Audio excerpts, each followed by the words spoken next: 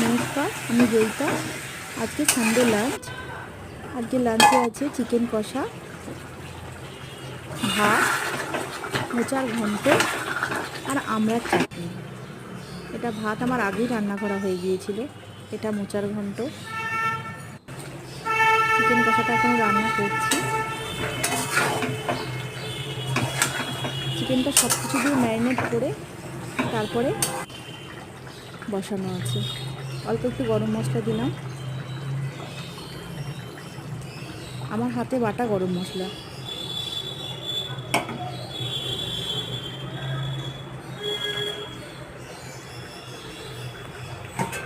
Chicken কষাটা প্রায় হয়ে গেছে।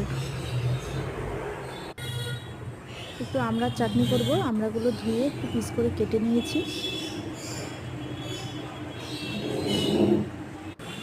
কড়াতে অল্প একটু তেল দেবো, দিয়ে একটু শুকনো লঙ্কা ফোড়ন দেবো।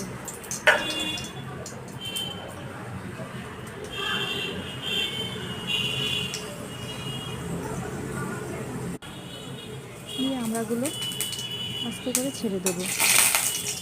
লঙ্কাটা একটু ভাজা ভাজা হয়ে গেলে আমড়াটা দিয়ে দিলাম।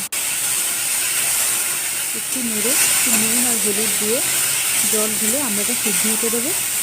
তারপরে চিনি দিয়ে ফুটিয়ে নামিয়ে নেবো।